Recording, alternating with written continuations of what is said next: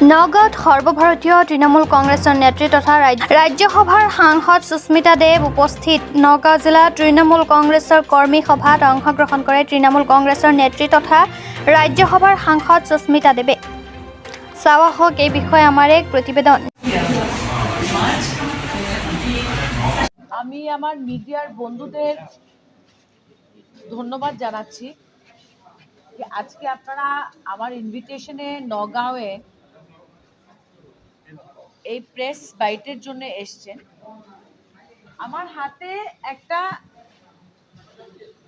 Kamrup metropolitan ডিস্ট্রিক্টের deputy কমিশনারের একটা অর্ডার আছে।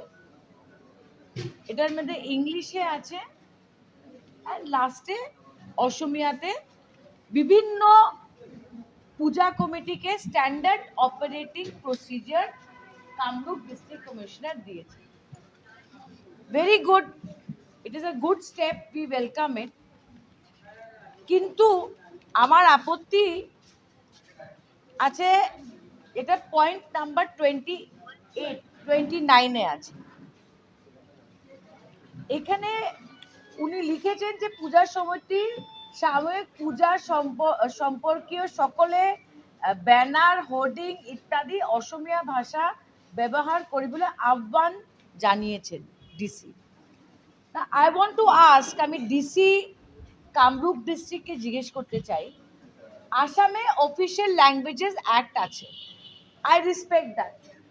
I am not anti Assamese, I respect it. In fact Biplab Sharma কমিটির রিপোর্টে আছে যে অ্যাসেম্বলিতে যে কোয়েশ্চেন আনসার হবে আসামিজে হবে, যা কানুন আইন পাস করা হবে, বিল পাস করা হবে অ্যাসামিজে হবে। এবং বিপ্লব শর্মা কমিটিতে লেখা আছে সেন্ট্রাল গভর্নমেন্ট থেকে যে কাগজগুলো আসবে, जो भी पेपर सेंट्रल गवर्नमेंट भेजेगा आसाम में, उसको आसाम गवर्नमेंट एसएमईज में लिख के असेंबली में देगा। No problem. Official language act मैं भी मानती हूँ, मयूरदा भी मानते हैं, सब लोग मानते हैं। अब मैं डीसी कामरूप से पूछना चाहती हूँ कि दुर्गा पूजा क्या ऑफिशियल प्रोग्राम है, क्या सरकारी प्रोग्राम है? दुर्गा पूजा की ऑफिशियल प्रोग्राम है।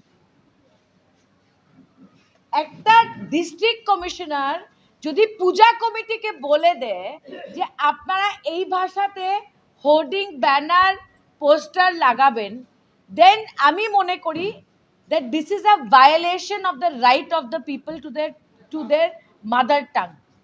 যাদের বাংলা ভাষা মাতৃভাষা, দুর্গা পূজা একটা ব্যক্তিগত উৎসব, ये पूजा है, ये कोई डीसी का मीटिंग नहीं है, ये कोई असेंबली का मीटिंग नहीं है, ये कोई हेल्थ डिपार्टमेंट का मीटिंग नहीं है। এটা দুর্গা পূজা।